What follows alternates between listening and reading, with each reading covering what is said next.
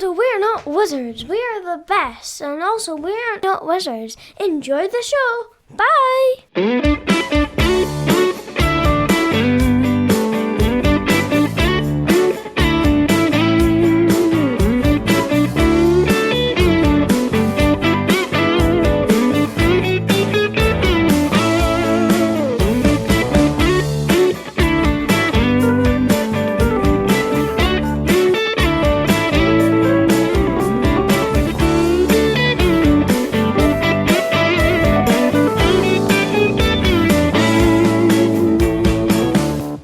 Hello and welcome to another episode of We're Not Wizards. My name's Richard. I'll be your host for January. Because it's January. Well, this could be going out any time at all. I might be crazy enough and actually put it out in February. Who knows? It's all about organising. It's all about being kind of not only ready to organise, but also making sure everything lines up, making sure you're crossing the I's and you're dotting the T's. You know, that's what I do. And sometimes I get guests on the show that interrupt themselves before they've been introduced, but that is fine. Joining me, a man who's known for crossing his I's and dotting his T's. You know, he sometimes, he's appeared on this show and he's got his strange Lion the Witch in the Wardrobe type door, and what I say is etched to their own. That's what I say. And that's like a private joke that only a few people will get. It is. Yeah. It's joining me, the editor from Tabletop Mag. Hello. It's CJ Eggett, but I know him as Seggett Eggett. That's right. Hello. Welcome to the podcast. All those people who have been here much longer than me. Actually, everybody's. I suppose I should welcome myself. Actually, it's like a tectonic plate of disasters moving. Do you know what it's like? It's like seeing a 3-year-old fall down the stairs. The bottom 2 stairs very, very slowly, and there's nothing you can do about it. You just got to let them kind of fall down. This is how the conversation's going to go. The reason that we do this podcast, for anybody who's joining us for the first time, and thank you for joining us for the first time. I take it was either this or 300 hours community service. That'll teach you to shoplift. Is because there's quite simply not enough podcasts out there about tabletop. You know, I've looked now, I've scoured iTunes, I've entered the search phrases, nothing. Yeah. It's great that you're the first one. That's what I think. I've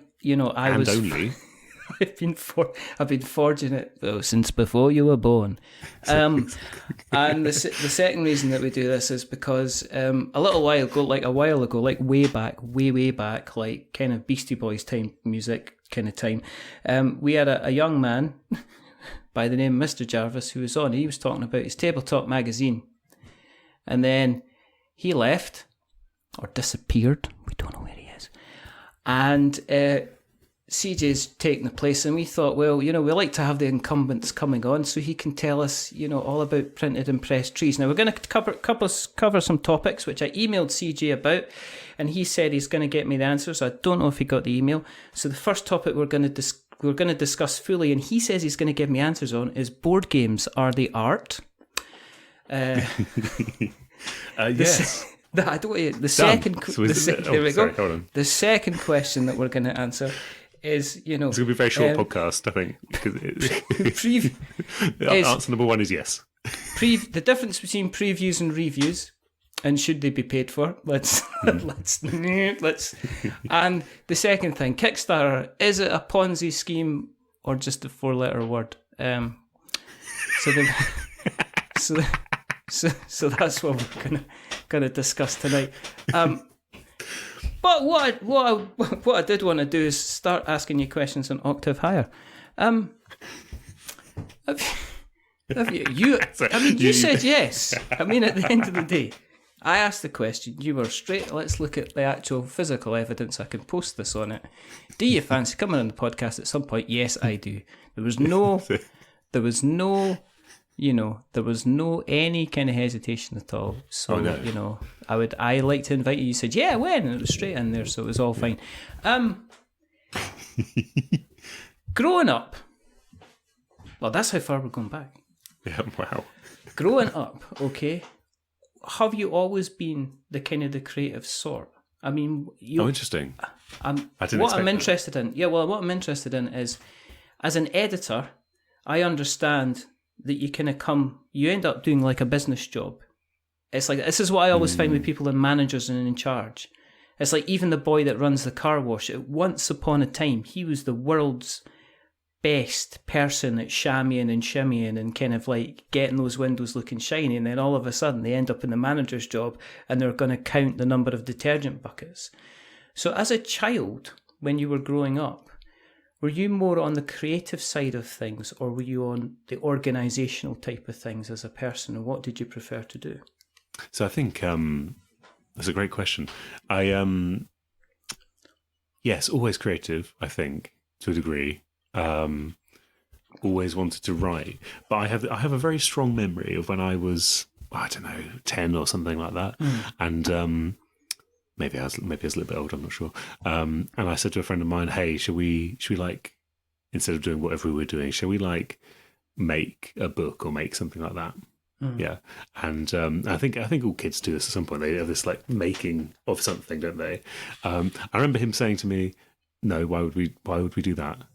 I was like, we should write some stories and then like make them into a little weird book thing, and then we'd have this thing. Actually, I don't know if I even articulated that last part, but just this desire to like create an object. I have this quite strong memory of that.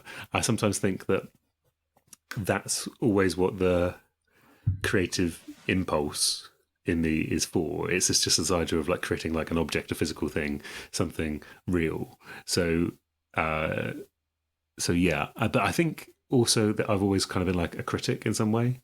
I think I've always found that quite interesting to do this thing of like navigating. Okay, just imagine you walking up to your parents after dinner and going, "Now, we'd had bangers and mash." Well, they'd read it in the review, wouldn't they? And here's my 3-page review on what I felt about the bangers and mash, what potatoes you should use in the future, and why did you pick oven cooking the sausages over grilling I like to them? think I'd be like a is it Jay Rayner? I like to think I'd do the sort of like ambience as well, you know. We've been in the kitchen.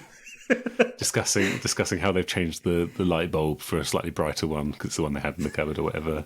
And it's really ruined what used to be a lovely place to flick peas on the floor. That's fantastic, and also quite scary at the same time. Did that continue through school then? I mean, were you kind of like, you know, okay, this is what I'm guessing, right? Go on. You were into potentially comics. You read a little. You read a little bit. I wanted to be. I'll tell you that. That's the thing. I wanted to be. Like I understood. Like because growing up in England at that time, there was this concept of all this like American stuff because it'd be referenced in the TV you watched quite readily. Yeah. So things like a comic book store, but in Cambridgeshire, you just don't have a comic book store. No. You know, not a dedicated one where you can go and buy, like, in the American sense, of buy like a load of stuff, a load of crap comics for cheap. You know, there was none of that sort of crazy kind of like a load of little things with good ideas in. There's none of that like around, and so I wanted to be into comics. So I did read comics, but it was very much, it felt a little bit like the critic thing. Actually, it felt a little bit like I was doing research or something. Like I was trying to find what the good stuff was. You know, and so I remember I read because our newsagents started running like the reprints, I think. Yeah. In these, like they're kind of like, I'm gonna say like a mini omnibus, which is a stupid thing to say, but it would be like maybe 3 months worth of Spider-Man in one thing. So you'd usually get like a whole arc. Right, okay. It's like the trade, almost like the trade paperbacks. Yeah, basically they were still they weren't perfect bound, but they were but they were still like that. That's where I sort of got into comics. But yeah, I was into comics. But it's like that sort of like I wanted to be was like a good description of most things in my life because at that time as a kid, like quite liked. So I had this copy of Space Hulk that I got from a car boot sale, and I don't think I ever played it properly. Really, I don't think I did because I didn't even know if it had the rules. But like this idea that there's this other stuff out there, and I didn't know how to get hold of it. And this is basically the story of a boy who grew up before the internet was everywhere. I'm a child of the 80s. I mean, it's like, do you know what I mean? I'll tell you my exposure to Hero Quest and Space Crusade, right? Yeah. Littlewood's catalogue. Yeah, exactly. Yeah. And there was one picture of it. There was one picture of, because I got Hero Quest, I think, came out first. So I got Hero Quest for Christmas, or maybe the one way. But I remember asking my mother to order Space Crusade because it was $24.99 at the time. $24.99. Can you imagine that was a games? It was a semi kind of. This was the Games Workshop, almost the Games Workshop type thing. So you can imagine how much that would have been now. But I can imagine just poring over that picture, literally waiting for weeks and weeks and weeks. And can I tell you about my favourite magazine spread of all time? Yeah, I want to hear this. It's a 2-page spread in a magazine which I believe was called Mega, which is the Mega Drive magazine. And I think it was the Sonic 3 issue. I think it was that issue. So it had the cover was Sonic and Robotnik facing off with a big 3 in between them, or something like that on the cover. The covers weren't very good of that magazine actually, but now I think about it. But the spread was just a spread of 10 or 12 different controllers for the Mega Drive and their features and all of the stuff they did. Because what it, to me, presented was this world of this promise of weird stuff. And I look back on it now, I think, because they were all rubbish as well. And that's sort of basically what many of the mini reviews said. But it was just so absolutely perfect for me as a child, thinking, wow, this might be the best controller in the world. You know, it's got turbo and program. You can actually program this controller, which I think meant you could do the actions on it and it'd remember it in a separate button. I think that's what it meant. I remember, and the one reason I remember 6-button controllers is Street Fighter. Yeah, exactly. Well, this is probably where it came from. Yes, yeah. Street Fighter came out, and it was, I think, at the time, and people complain about kind of video game prices, but video game prices have kind of stayed the same. In fact, they've kind of got cheaper because I remember a copy of Street Fighter 2 on the Super Nintendo was easily £65 to £75 at the time. And then it came out on the Mega Drive, and the Mega Drive didn't have the 6 buttons, so they specifically almost brought out like a 6-button controller. It had the 6. Yeah. It didn't have the paddles on the top, if I remember. It just had 6 face buttons because it had 3, and then it had slightly smaller ones. Yes, I know what you mean. At the top. Yeah. Practically, it didn't make any sense whatsoever. You're kind of like having to be like a spider. Oh, you mean over the top of it? Yeah. I remember. Yeah, because I think you're right. Actually, I think that may have been why there was such a rush on creating those products at all, because there was this desire for people to play Street Fighter without having to press start to switch between kicks and punches, which is how it would work on a 3-button controller, which is just an incredible thing.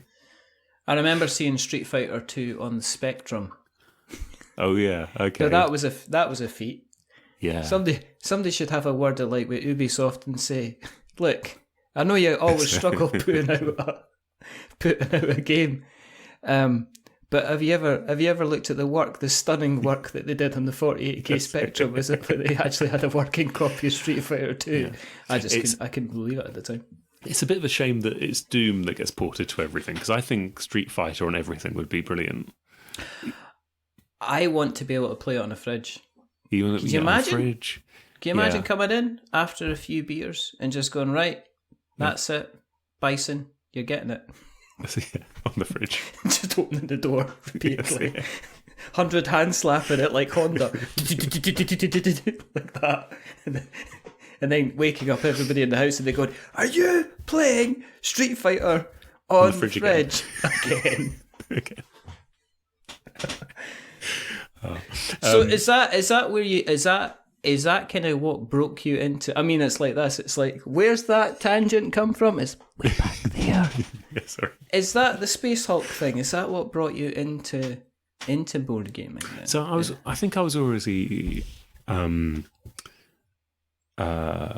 so obviously like literally everyone, I used to play Warhammer and stuff like that. I used to paint the models, used to build the things. Or rather what we used to do usually was we'd bring a load of models around to each other's houses, line them all up, and then do something else. Because it takes time. It takes too much time to actually play a game.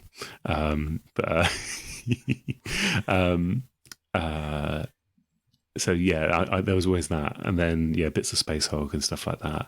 There was always like games in the house, but they were the very obvious family games, and not super interesting stuff like that. And really, for me, it was Carcassonne that was my actual gateway into the hobby, and that was when me and some friends we used to go to cottages across the UK for New Year's Eve.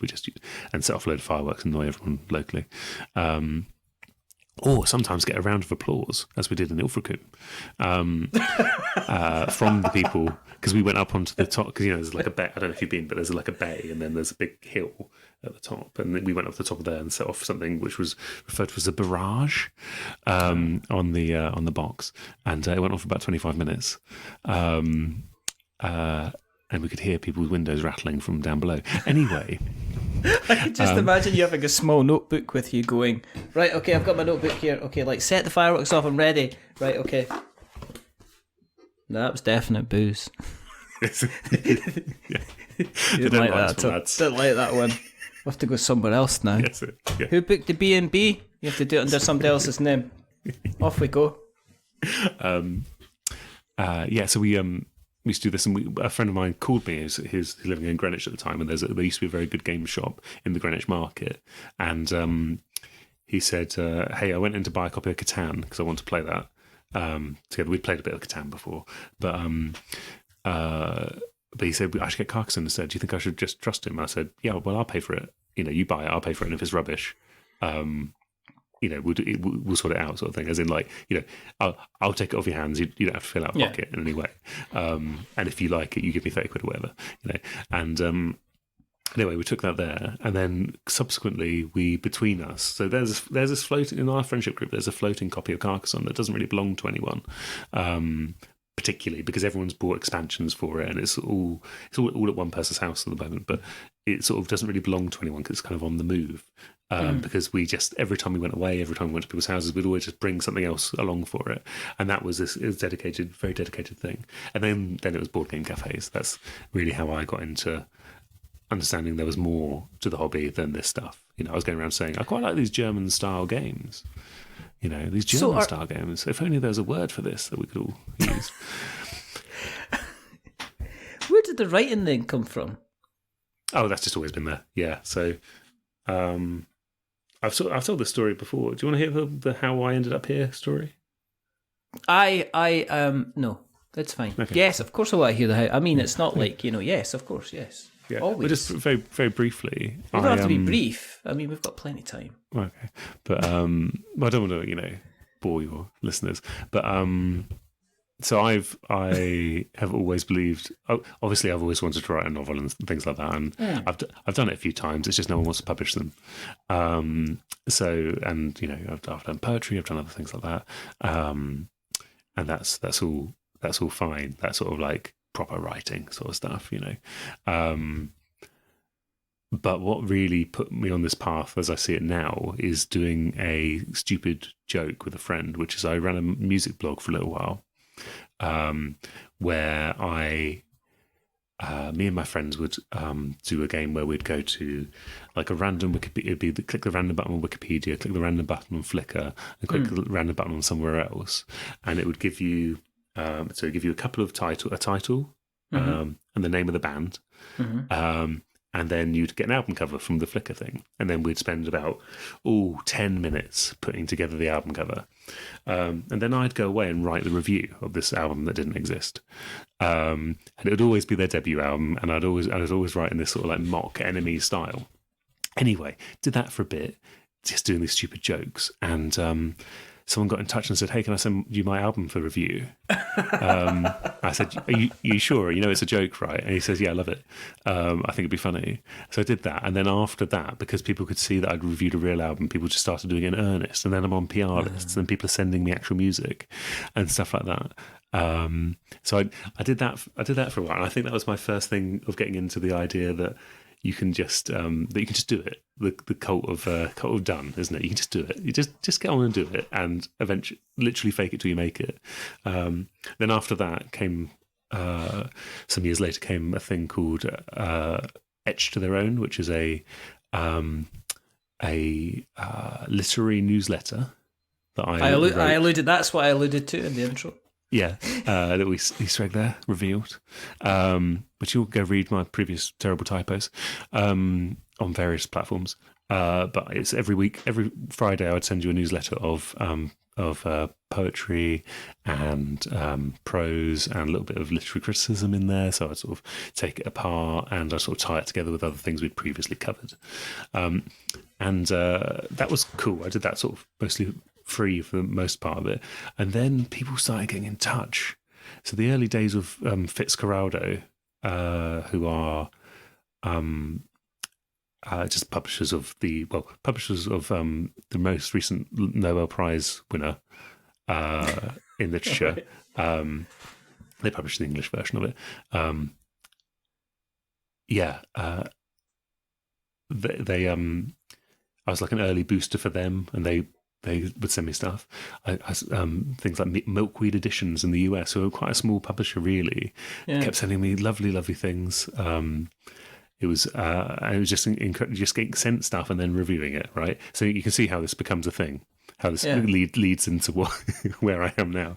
And so I did that for 2 years. I wrote some of those on I wrote those on a canal boat once. I wrote one of them in a bar in Berlin on a stag do, because I have to send them on every Friday. I had to send one, and so I was doing these sort of I'd like to say it was like, it's almost gonzo journalism, except I'm not looking at anything of the gonzo stuff going on around me. I'm like, oh well, that's a really good haiku that someone tweeted somewhere else in the world. Can you get that out of my face? And so there was that, and then the rest of my life is just PR and marketing jobs and things like that. A bit of project management, and then I applied for this job on a whim because I thought that'd be quite funny. What's it? It's just write about board games. Should I buy one of those raptor dinosaur costumes that you get and then run about the town centre, or I could apply for the tabletop games job? Yeah. Let's roll a dice and see what happens. Thing is, you're absolutely right. That's a great example, though, because to me, the raptor costume thing sounds terrible. That sounds like a terrible time. I just want to do. That's what I would do. I would actually go to Aircon, and I would be like Mr. Blobby. Yeah. At the UK Games Expo, I would just be rampaging around as a dinosaur, and then obviously have to go and tell everybody. See, this is my problem for anything that I would do, which would be kind of gonzo disruptive stuff, that I would literally go around making a terrible mess of everything, but then have to then go and tell everybody that it was me that was making the terrible mess of everything. Right, so I got the recognition for making the terrible mess of everything, because that's how I kind of work. In terms of in terms of, and this is a highbrow question. It's as high as my hairline, which is pretty high. It's like I feel like I'm kind of like Ant and Dec's kind of balding older brother, probably dad, based on my age. Now you say it. Shut up. Spitting image for those at home who haven't never seen Richard. It's I'm all over. It's really like they're both here. It's strange. It's kind of like, joining us tonight. Yes, joining us tonight. We're going to be talking about taking everybody up to £1 million. It's incredible. It's like, welcome to the jungle. The thing, right? Okay.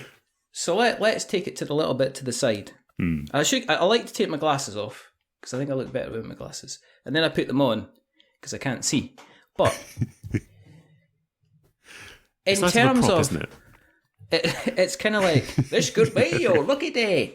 In terms of... No one can see that at home. It doesn't matter. We're not doing it for this. I'm not doing it for them. We're not doing it for you listeners, sorry. It's not about you. Are you not entertained? And I'm not even going to edit this out because it's like, I don't care. It's like the middle of January, so everybody's meant to be sad, so I'm trying to cheer everybody up in my own special magic way. The tabletop industry is a funny kind of place and a funny kind of beast. Mm-hmm. When you're coming into this, because there is a huge fan base of tabletop people that also create content at the same time. And are you kind of relatively happy you're in the position where you kind of are, where it's like a commercial venture, a proper commercial venture, and you've got protection of editorial and stuff like that? Because I'm assuming that obviously, like everywhere that runs a magazine, you've got advertising space. Yeah. But the people that sell the adverts and the people that write the reviews are completely separate people. That's right, yeah. Yeah, So, I mean, I don't even know what adverts are going in to the magazine until I get the binder, which I can show you. I've got one here, actually. This is the one that's just gone to print, which is King of Monster Island. I finally interviewed Richard Garfield. Wow. Which is sort of like, it's very completed it mate feeling, but it's not until I get this fake version of the magazine that we print up to do final proofs that I know what ads are in it at all. Yeah. So we're completely separate. So yeah, that's absolutely correct. And obviously, most of the writers for the magazine are freelance, except for me and Charlie, and that means that they've got no exposure to it at all. They're completely pure, as much as you can be. Being a writer. Just like when people are talking about kind of writing reviews and stuff like that, are you then okay if somebody says, "Look, I'm sorry, CJ, but this game's okay, but I'm not gonna kind of ring bells and say it's wonderful for the sake of it. I've got some real valid kind of criticisms kind of here that I have to bring up." Yeah. Are you just to say like, look, you've got to, I don't care, just write about it and let everybody. You don't tell the truth. We'd be a terrible magazine. We wouldn't have the trusted position we would. If it's totally rubbish, we have to say it's totally rubbish. We have a review system which goes from must play to no, and what that no is answering is play it. And if the answer to your game, play it is no. Yeah. There's something wrong with it, usually. Or there's other reasons it could be greatly disliked. But sometimes a freelancer or a writer will come to me and say, I really hated this, but I feel a bit uncomfortable because I go to a con with them or something. I will see them. I'm likely to see them at dinner. And I just say, you just have to give them the kicking. Because the other thing is, we're not just here as an ambient piece of content floating around the world. The magazine is itself a product. And as someone who reads magazines, if you are someone who reads magazines, then you do want those reviews where it is just someone absolutely laying into something, giving something that really deserves it an absolute walloping because it's bad and shouldn't have been made, and decisions that were made along the way were incorrect, improper, or evil or something. And that's good.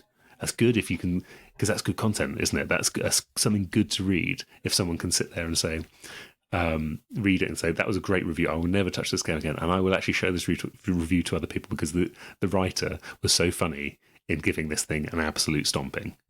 Do you still really get, I don't know why I have to go up this octave, I'll try again. Do you do you still really get bad games? Yeah. Because one of the questions I used to get sent kind of a fair number of Kickstarter previews. I used to be fine. But then you get to a couple of them where you're just like, I seem to be play testing your game for you and giving you feedback that a designer and developer would be doing, because I'm kind of doing that job. And I've seen a discussion recently about somebody saying they've seen feedback on a video that a game's just got a bad design. Are we at the point where people are educated enough that, you know, the chances of getting really bad games or really bad board games out there, is that still a thing? Yes, absolutely. For example, Okay. we're just going to go straight to the top here. Yeah. Little company called Ravensburger.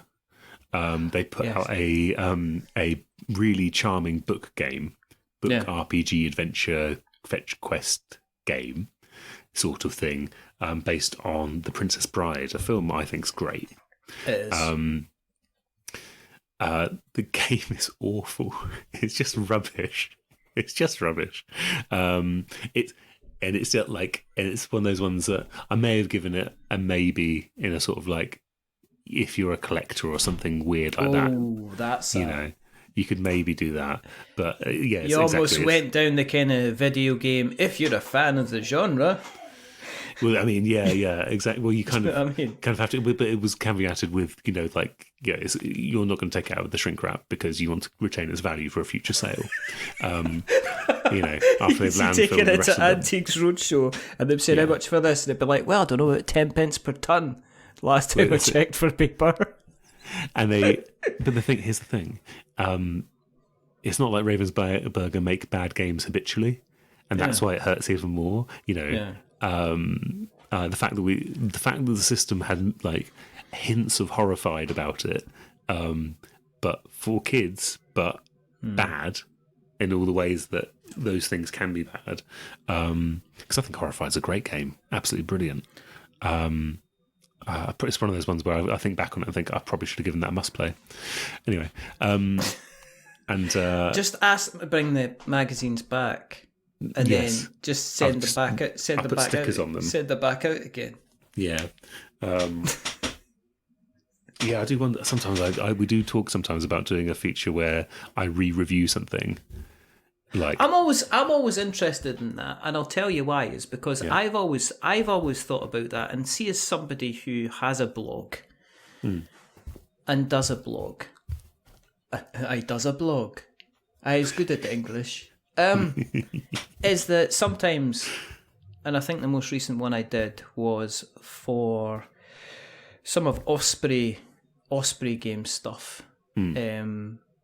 And we got they sent out like the latest expansion, and rather than write a completely new article on it, I just added on to the kind of the article that was there and just said, look, here's an expansion. And I also made some kind of a couple of adjustments as well. Yeah. With you having the online side of the magazine as well, have you thought about, I mean, you've just met potentially, is that not kind of like, here's games that our opinion has kind of changed? Because I know that there's games out there that you play like the first 2 or 3 times, you're like, this is magical, this is amazing. And then you play 6 or 7 times, it's like, look, if I just do the same thing every single time, I'm guaranteed to kind of win, kind of thing. Yeah. That's interesting. Doing that online, we could do it. But most of our content production comes around the magazine itself, because that's the thing that has kind of cost associated with it. You know, if you were just a website, it'd be very different. And that's a very natural. The thing you did there is a very natural like content strategy for blogs and things that get the story out quick with something small, and then as it develops, you change it and change it and change it and change the URL and change the title as it goes and all this sort of thing, and eventually you end up with this like mega piece that is the answer to whatever question people were asking about the subject to begin with. You know, that's quite a natural thing to do. But yeah, just to come back to bad games for a second. Yeah.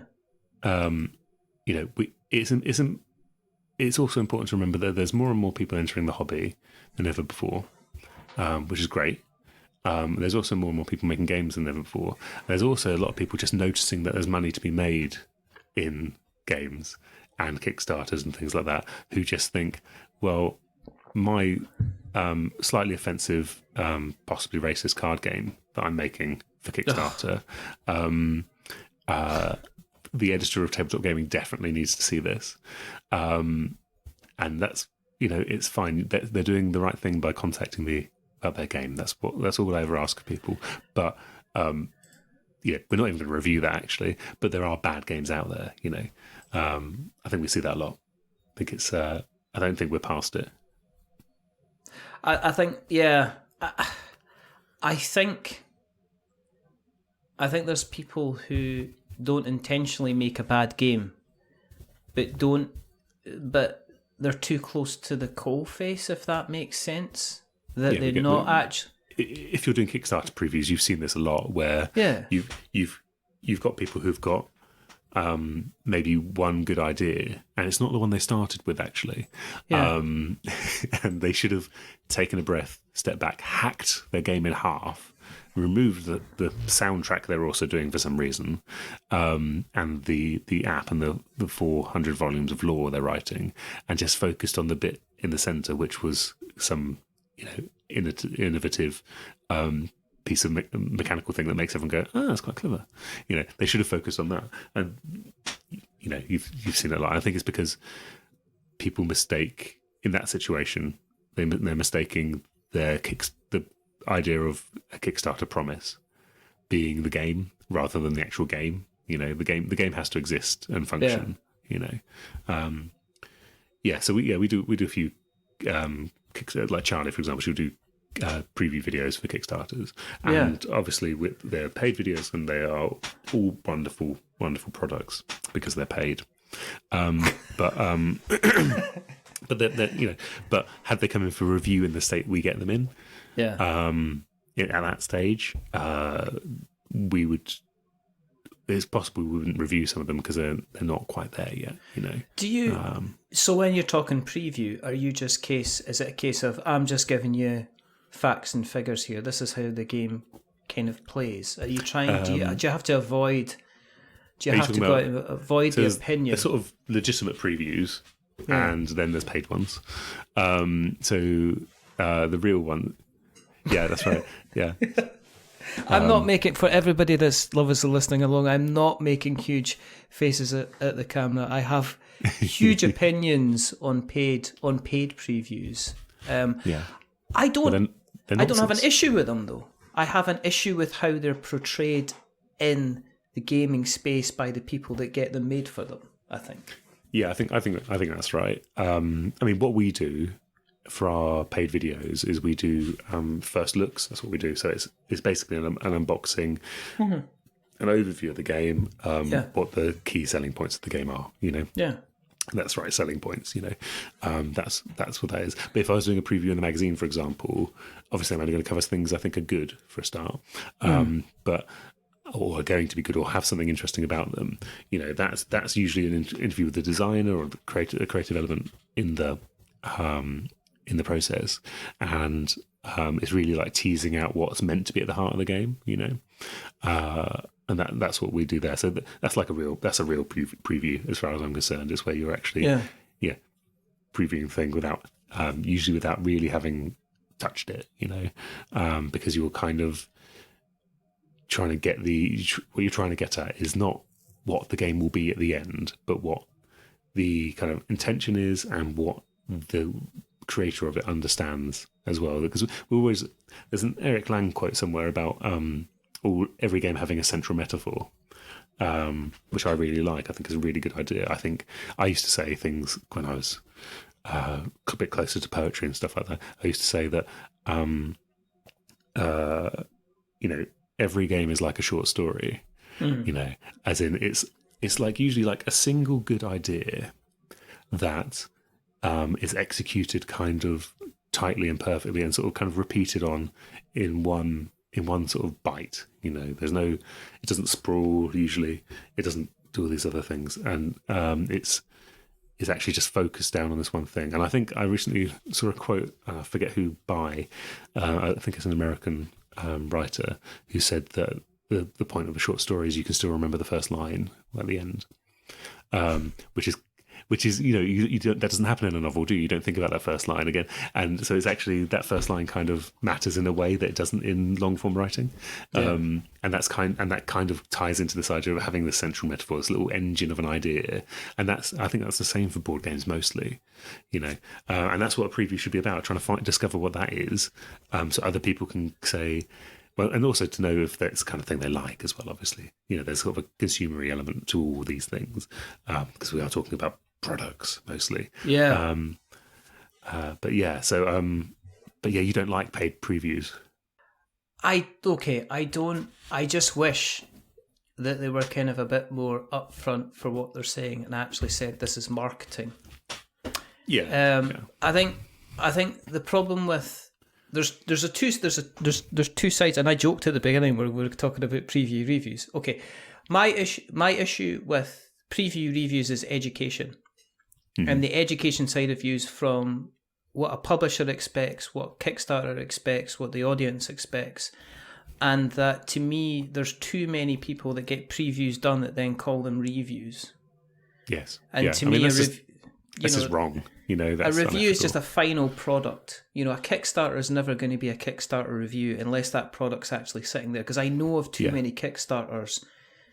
And this is really funny about Kickstarter, is that Kickstarter is a measurement of marketing success and not necessarily a measurement of a good game. Because I have seen a lot of games that are successful on Kickstarter that I have seen people grab with both hands, absolutely love, get it to the table and go, oh, I think I was sold a kipper here.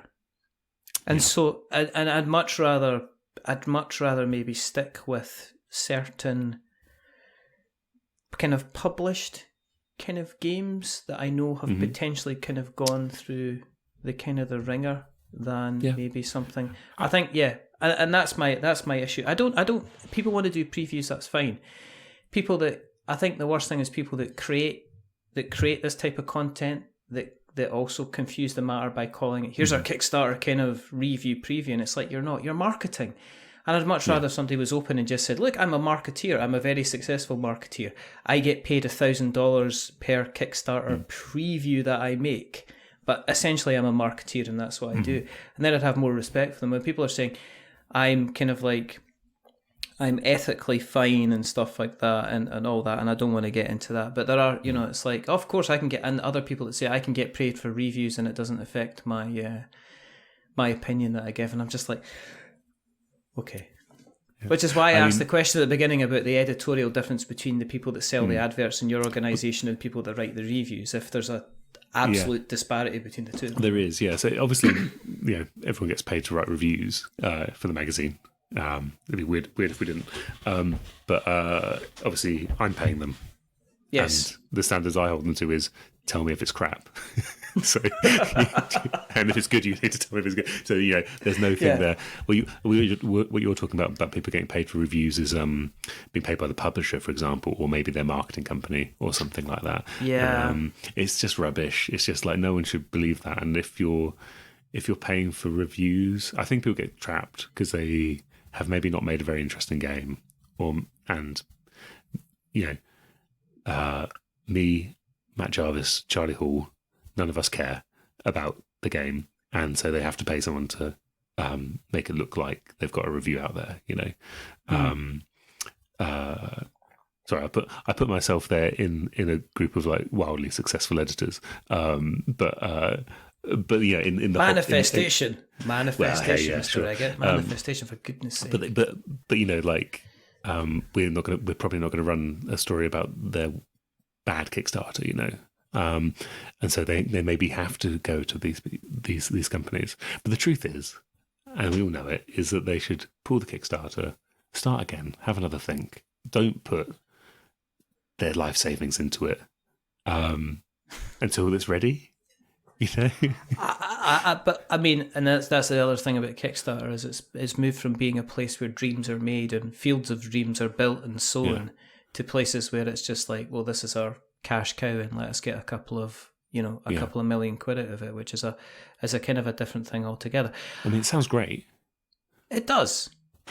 I think the other thing is there's cross-pollination between the US in the UK market. In that, in the UK, we're not always expected to pay or buy or whatever everything that we do.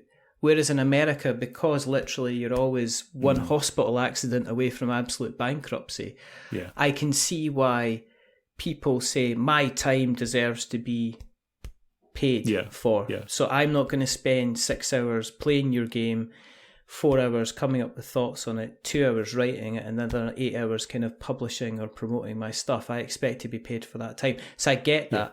And I see that, and it's really interesting because whenever I see a discussion on Facebook groups, there's a distinct two sides of it. There's the kind of the American ones which are like, I should be paid for my time, and there's UK ones which are like, I'm kind of going on the ethics kind of thing. And I know there's a bit of cross pollination nowadays. It was kind of, which I always kind of find of interesting. Yeah, I mean, they should be paid for their time. They're right, and people shouldn't be giving their time away for free. That's a big problem. It's a problem we have in the industry, which is people are too willing to give away their time to be close to games, basically, and it means that it pushes everything down for everyone, because there is just free labor in whatever form you want it comes in, and that does make things very difficult. I mean, if you're doing something as a contribution to the culture, that's fine. That can be your reason to do it. That's perfectly good.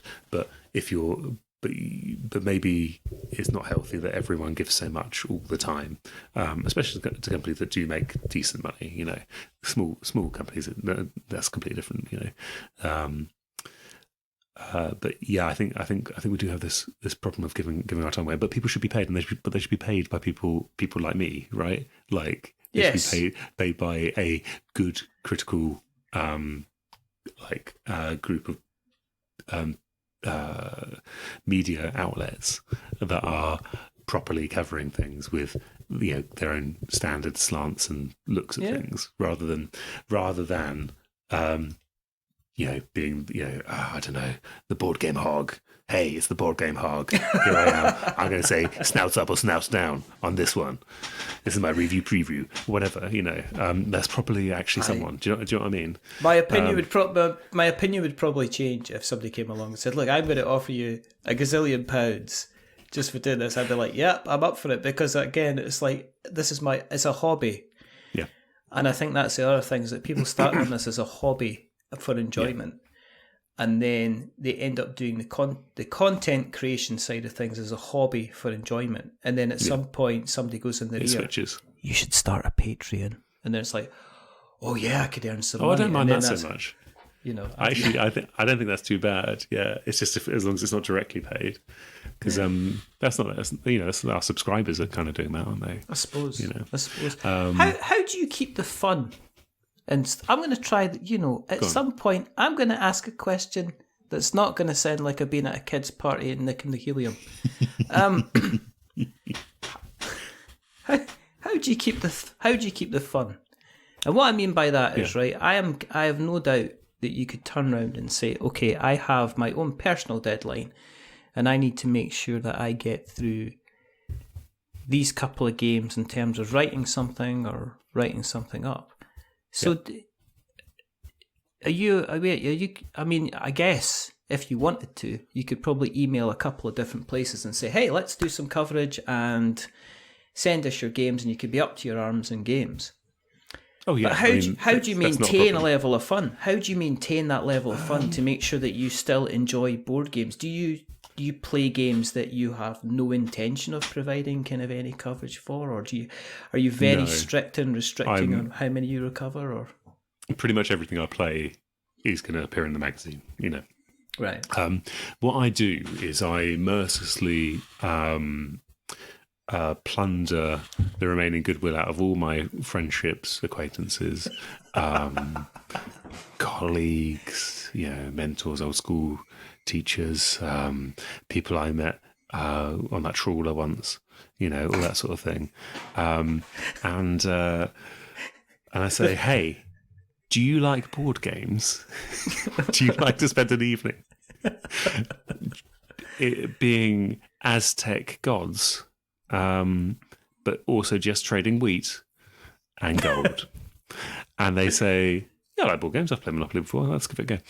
So but what I'm saying is, there is there's like a social cost to this. You're like the Amway of board games. You just try. It's like a multi-level marketing kind of scheme. That's it. Kind of trying to get them in. Here's my presentation and how we can have you playing 5 board games in the first month and then playing 35 board games a month by month 6. Yeah, that's right. That's right.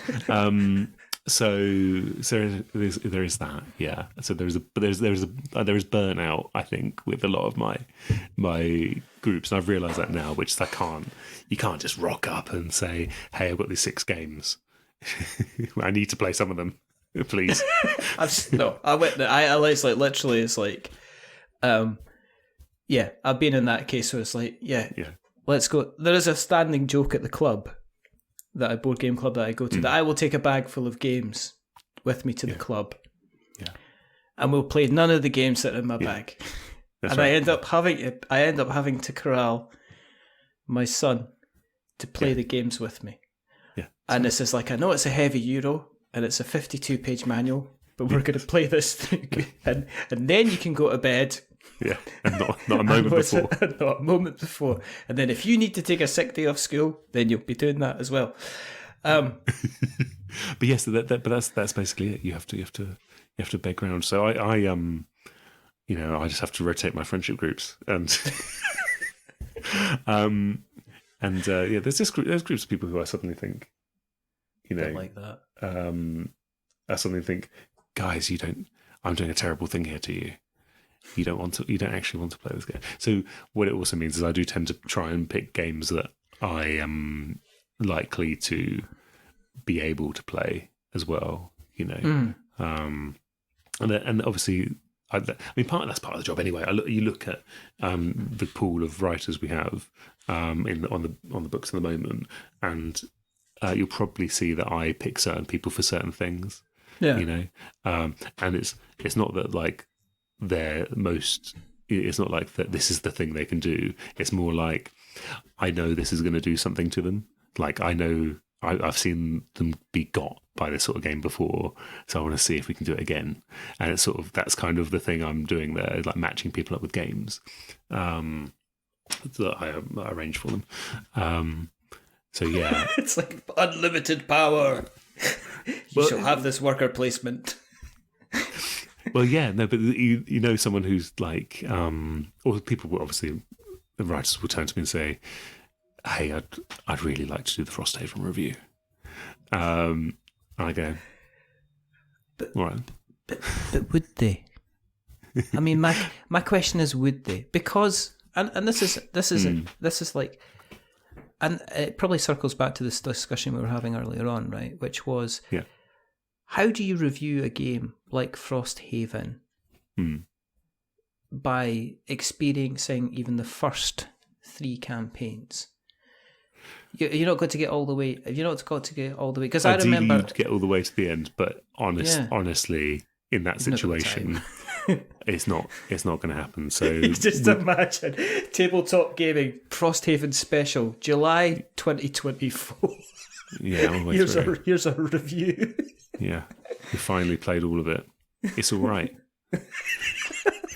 Play if you like Gloomhaven. Should have maybe bought yourself something else. Do you know what I mean? You could have bought a different. Could have spent less money and had more fun. That's what I was thinking. Yeah. And there we go. Next question, because I've got a list. I'm pretty sure Frosthaven's going to be great, but I'm sure it's absolutely wonderful. I'm sure it is. It's like I'm very, very excited to be able to play it. I am actually. It's kind of like one of these things. I've kind of stayed away. It's not. I'm like one of these things. Is like I don't necessarily like popular things because I've never been that. You know what I mean? So I like when I be a bit contrarian and stuff like that. But I'm like Frosthaven. I'm like, I could play that. I could get into that. That would be fine. It's nice. It's nice. Let's, because we're just doing it. I'm just going through your CV. I'm not, because the CV's not there. It's just I've turned the orange off. It's just a black screen. One of the things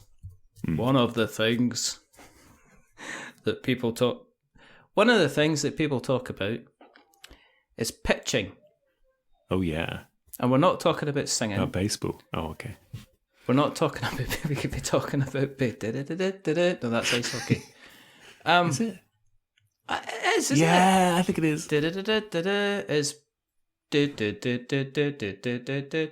is that NFL? there'll be an American person screaming, or a Canadian. No, there'll be an American person screaming at this, and a Canadian person being very polite. If you'd like to make any complaints, please direct them at Ben Maddox of 5 Games of Doomsday. We just send him our complaints. That's it. Ben's just Ben's going to come back on again. He just keeps on being successful and doing things like acting and stuff like that. You know what I mean? Yeah. And he does his interview. He does a better interview podcast than I'll ever do. Anyway, pitching. One of the things, right? I as I say, I write.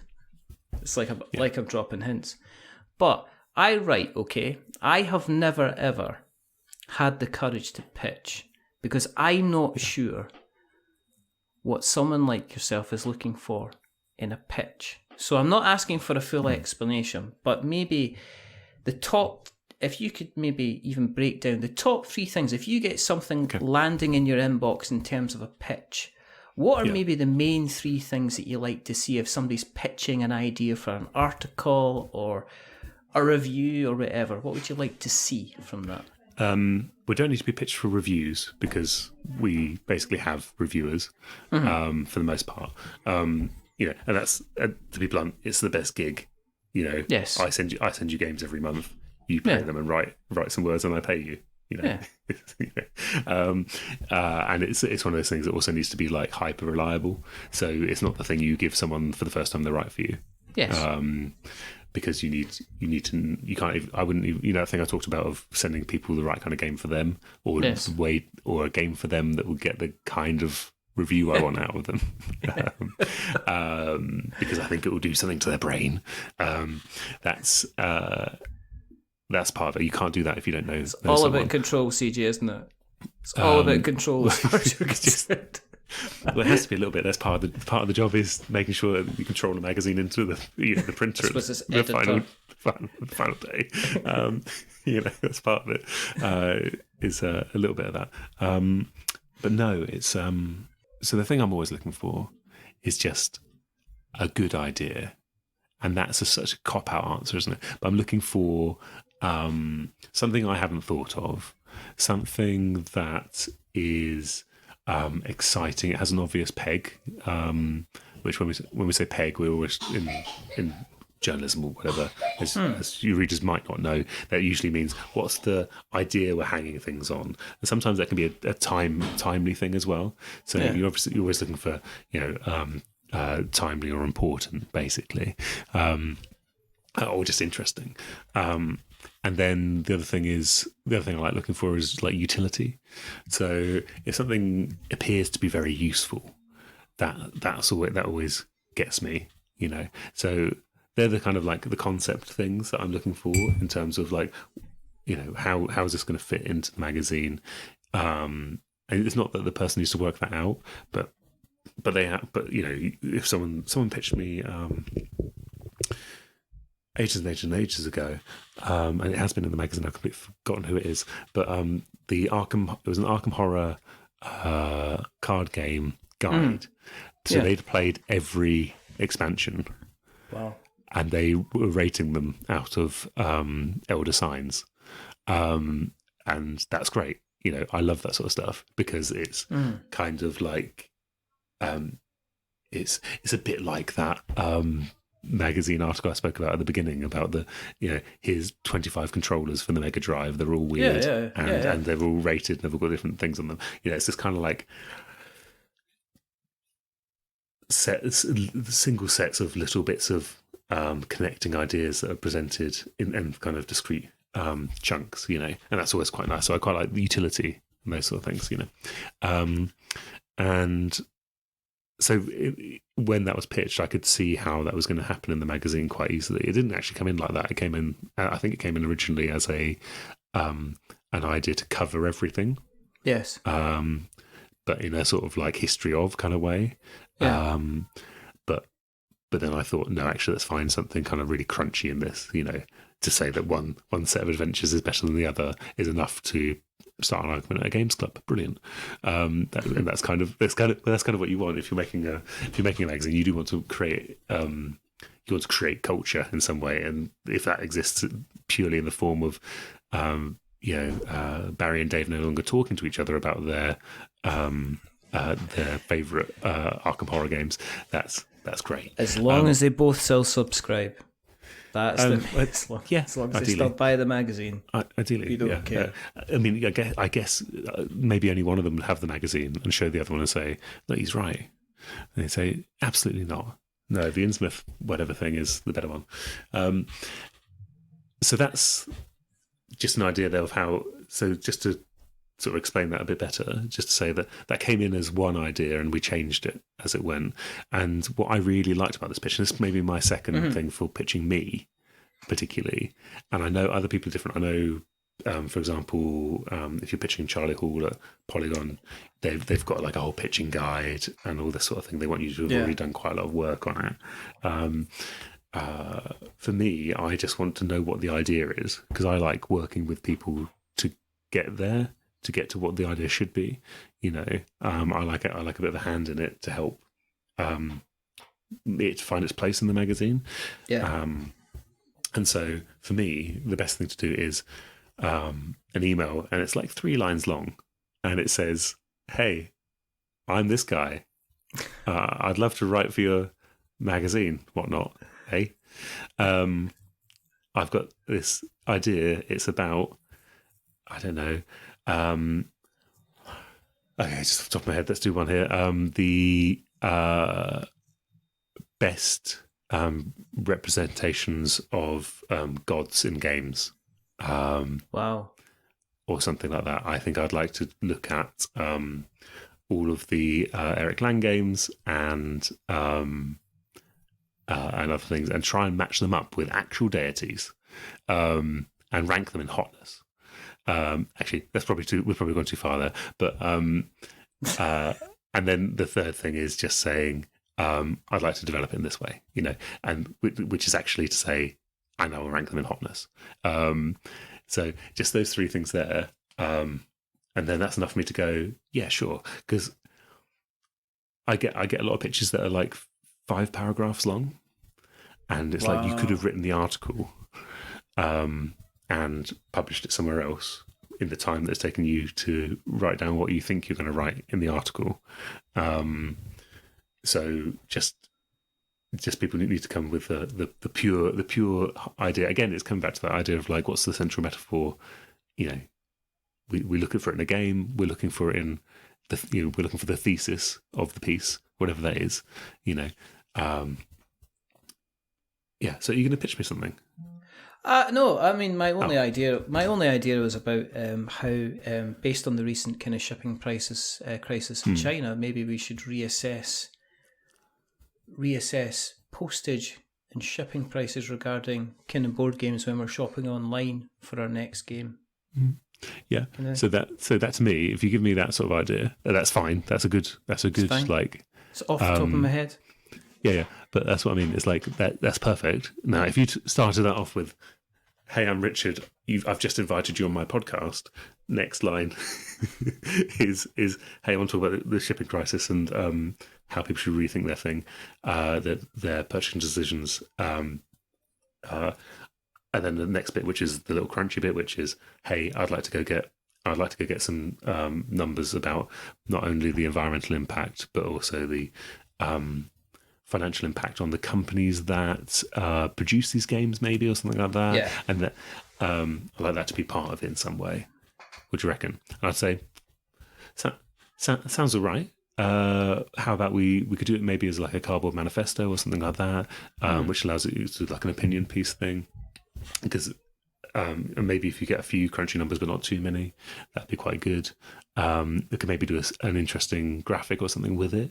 If you get loads of numbers in, maybe we could do something like that.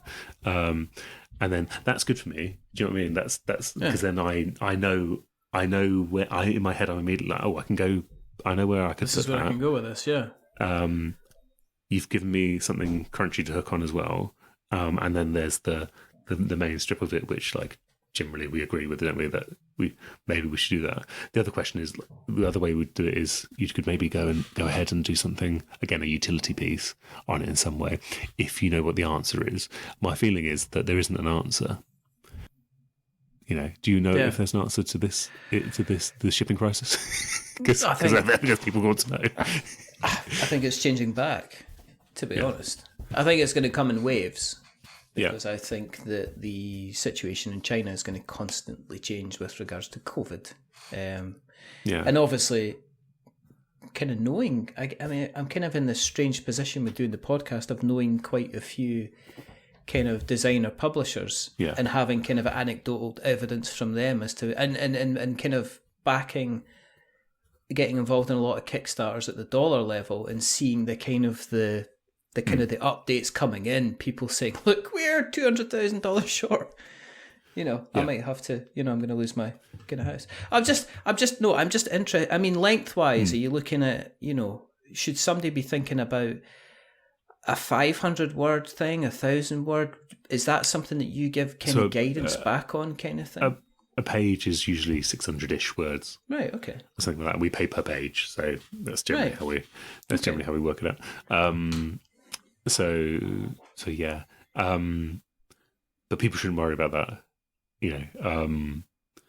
I see the thing is, I think people do though. I think I would do. That's one of the things that I'm in the back of my head. Right. As somebody who does write kind of works. Because you're... See, this is the thing. I did wonder about this because earlier we talked about the guy who made his racist card game who sent me a copy. Yeah. Yeah. I mean, what's not happening in his brain that's happening in your brain? Do you know what I mean? like he's doing something right with the wrong content. Yeah. and you've gone, well, maybe he only wants I know 2,000 words. I know, but see, this is the thing. It's kind of like I'm George McFly. It's the right. And bear with me on this one, right? What happens, right? This is Back to the Future. What happens if I, send in the idea and he comes back and tells me it's not any good? What happens if he tells me not any good? I don't know if you'd know how you feel. And of course, obviously, Michael J. Fox says, "Oh, I know exactly how that kind of feels," kind of thing. And I guess I think that some people, and I was, what was I? I was having a conversation with my wife about this.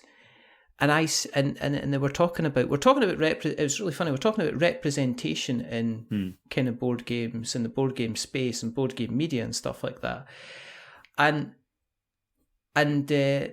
saying that sometimes you actively need to ask for certain demographics to come and get involved and pitch for you because normally you're kind of your average white male heterosexual straight guy will just be like, yeah, this is my job. And just charge right in regardless of whether or not they're doing it. While everybody else kind of takes a step back and kind of goes, is this something I could potentially do? And they have a second thought. Whereas the guys are like, I'm already here, I can fix that leak in your roof. I've never done plumbing before, but I reckon I've got a spanner. Kind of thing. So that was what it's like. That's a very traditional thing for job applications, isn't it? That and it's a sort of gender divide thing as well, I think, where most women will look at a job spec and say, oh, I'm missing one of the qualifications, a very minor qualification, and I'm 6 months short of the number of years experience they want. Yeah. And me, probably, because I did explain that I applied for this job for fun, because I thought, that might be good. Why not? 2 out of 7's not bad. Let's go for it. and I'd obviously done some things vaguely related to it, but I'd never run a magazine, for example. Yeah. There's massive risk when they took me on, to be honest. Yeah, it was incredible. I do have to thank my publisher for seeing something worthwhile in me. But men will generally just say, well, I'm only 6 years short in experience terms, and I don't have any of those qualifications. But I'm going to go for it anyway. Qualifications, smallifications. Exactly. Yeah. I think that's basically right. And yes, so I think everyone should just attempt to channel that idea. Because the worst thing that's going to happen in that is I say, now we sort of covered that a couple of years ago or a couple of weeks ago, or I don't really think it's timely. We'd have to find a different hook for it, or a different peg for it. That might, and then what? You go, okay, well, I'll put it on my blog then. They'll probably go, I'll change a couple of words and send it back in. Dear, dear Mr. Editor, whatever your bloody stupid name is, I believe I wrote to you with a perfect pitch some 3 weeks ago and you rejected me completely. I am now writing back as I've changed the words to capitalise the first word of every sentence, and I now believe that you should accept me and pay me much money. Yours sincerely. Perfect. Yeah, and then you wouldn't get a response to that. Obviously. That's what you want. But the next time you sent a pitch, I would read it and go, okay, that's good. Maybe we should run that. So yeah, that's it. Because it's it's a weird job. I sometimes think of there's that George Bush thing where he says, I'm the decider. I sometimes think like that was obviously like a bit of a joke and a bit silly, and obviously not fitting of his rank in the world at that time. What he was doing in the world, but it is kind of a description of what an editor's job is, which is you just decide what goes in.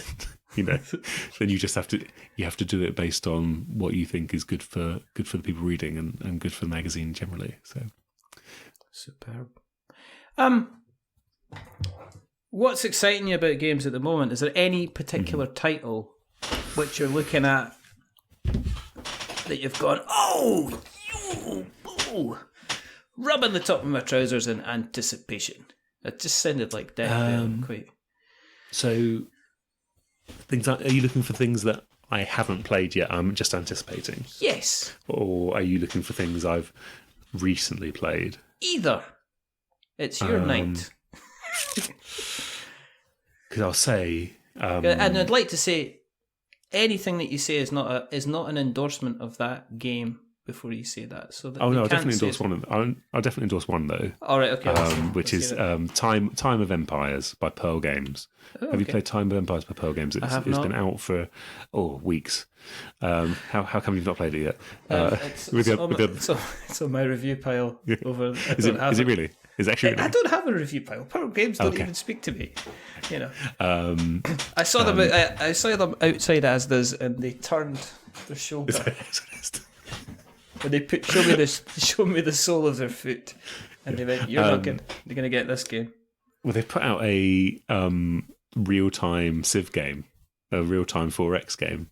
Oh, and it's hilarious. It's great. Would you like to play a real-time a Civ game where your meeples are sand timers, and there is a war going on as well, but you resolve it individually, so you don't have to do count. You don't have to do opposed rolls or anything like that. It says like a fever COVID dream. Just like it plays like that, and even more so because there's a soundtrack that goes with it, and that soundtrack is there just for vibes mostly. But also, every time you hear a baby cry, that's when you build scholars, and everyone around the table goes scholars, that means you put some scholars in your scholar pile, which can be used for endgame points. But it's a really, really neat, lovely little game. It takes 27 minutes to play. Because of the length of the 3 rounds of whatever. Yeah, of whatever. I think that's right anyway. And that's it. And that's the game. And you're done. And you've built and destroyed each other. And it's got this incredible.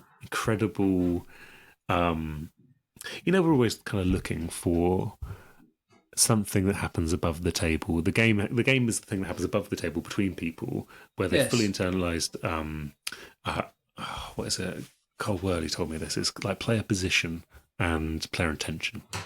When they're perfectly aligned, you have this thing where people are doing things exactly as they want to do, or as they think they want to do, and it's what they're doing. They've stopped looking at the board. They are playing against the other players. They're not playing against the rules or trying to learn something or trying to work something out or try and game it. They're really playing against the other players properly. They're really watching everything.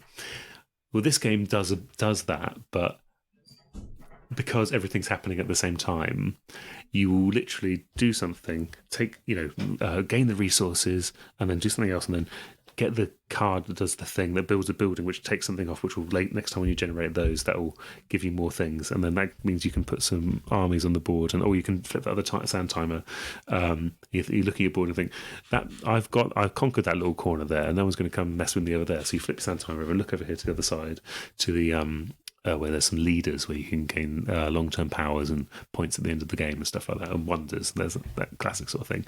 And you place a scholar on there, and then you come back and look at you have the sand timer. So, what shall I do? And you look up and you look at the board, and someone's gone and bloody taken that province from you.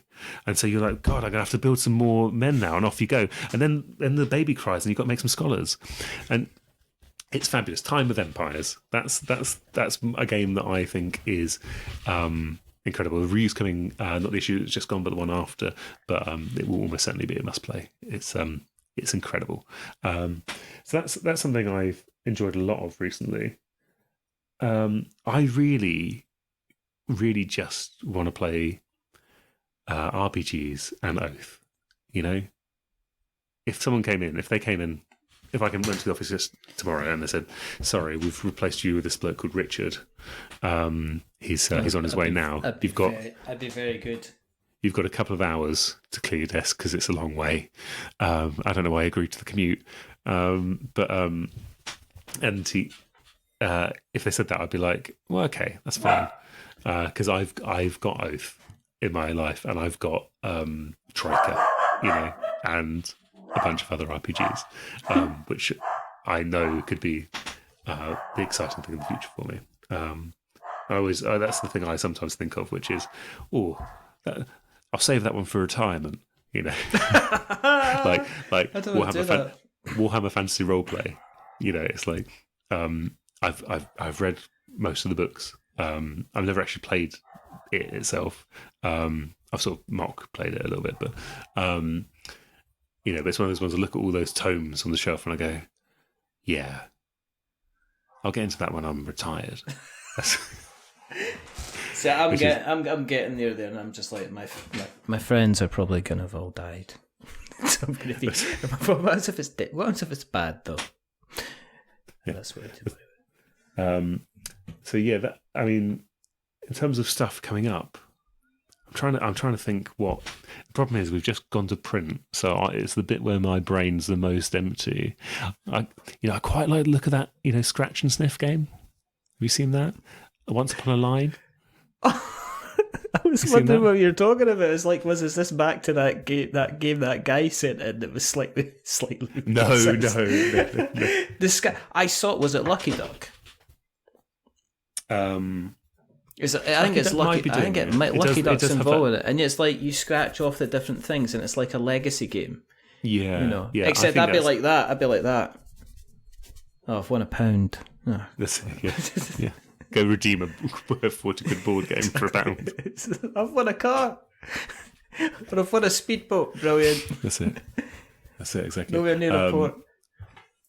Yeah, I love the idea. You have to go to the Lucky Duck offices in Poland to collect the speedboat. And then you have to drive it back. If you somehow have to get it back. You have to get it back. And they're just like that. So here's your 15 invoices you need to take from you, seeing as you're importing from Europe into the UK. But that's a completely different story altogether. Yeah, I think the hobby has reached a kind of maturity in lots of ways. I think things like Pearl putting out a game like Time of Empires shows that a company that basically made quite heavy euros, really. The fact that they've put something so kind of like, it's still heavy-ish, but so like full of joy.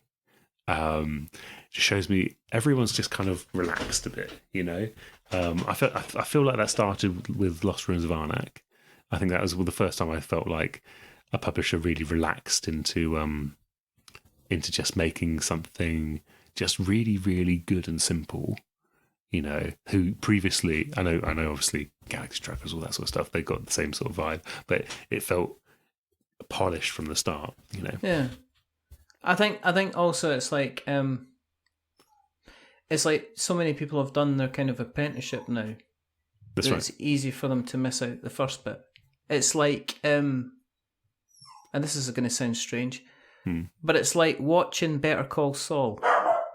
But it's kind of like watching something where the characters are just walking in, they're fully developed, they're fully ready, you know what their motivations and everything are, and I feel for some board game designers, they've gone through the mad graft and everything like that, and they've discovered their own identity and what they enjoy making.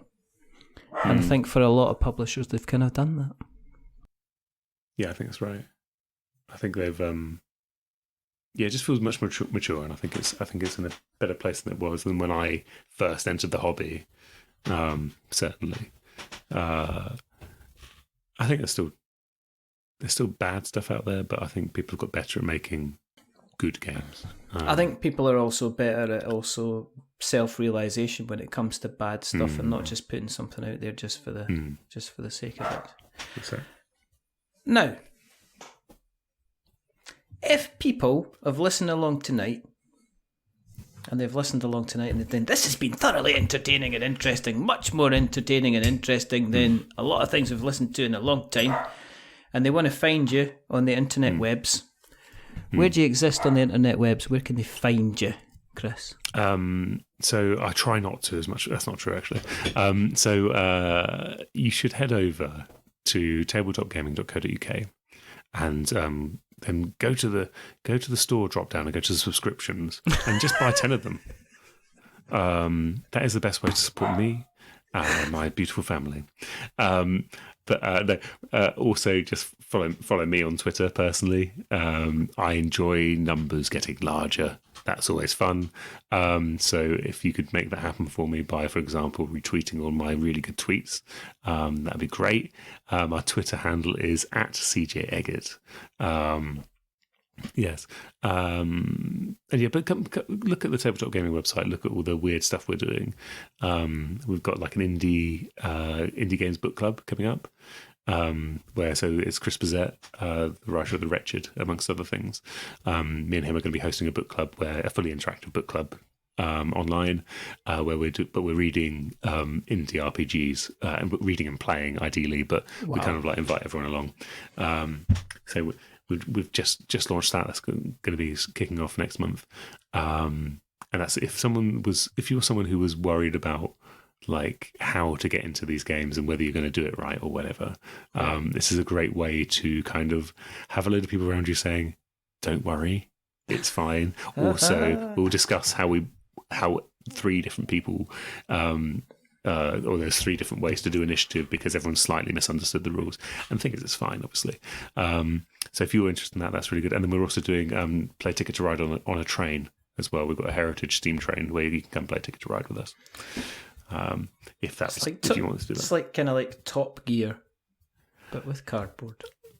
Yes, you don't have to play Ticket to Ride. We've said like you can bring whatever game you want. So yeah, and you can bring your own booze if you really want. I shouldn't really say that, but it's fine. Say that. You shouldn't really say that. We'll make sure that we put all of the links in the show notes so that we have got notes to show. And if you want to keep an eye on what we're up to, then go to the internet webs and search for We Are Not Wizards, and you'll find us in all the different bright and smiley, shiny, whiny, timey places that are full of wonder and joy. That is also the internet. But you can find us on Facebook and Twitter and Instagram, and our website, which is we'renotwizards.com for podcasts, and we'renotwizards.co.uk has all of our written bits on it as well. And if you like what you've listened to tonight, then please go to Apple Podcasts and drop us a subscription. And if you like us even more, then consider dropping us a review.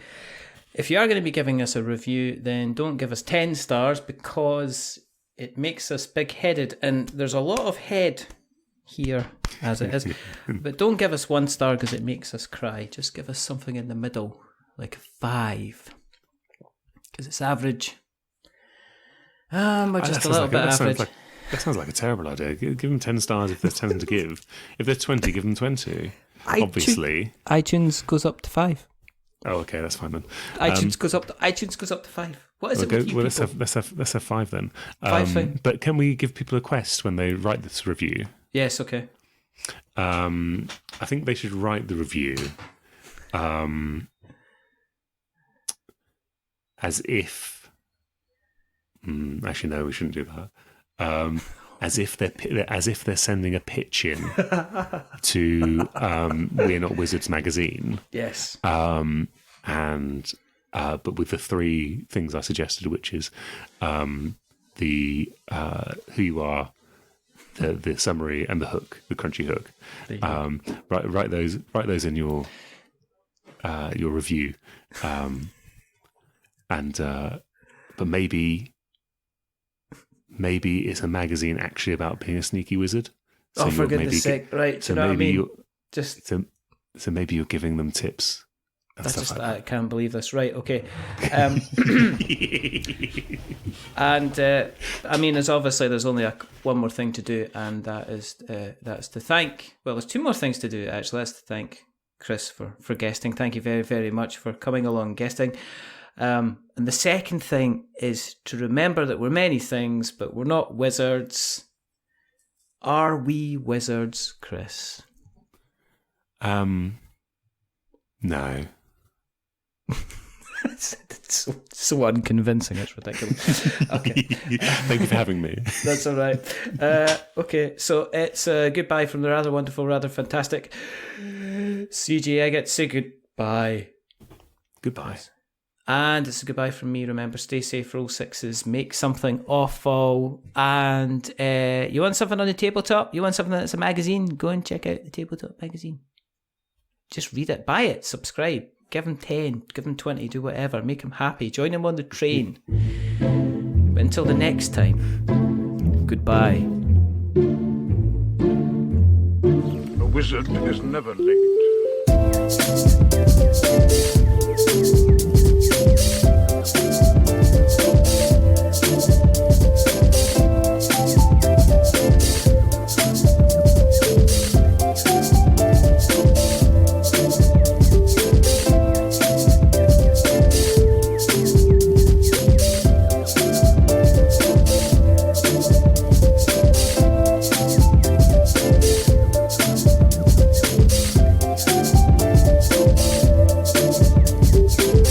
Nor is he early.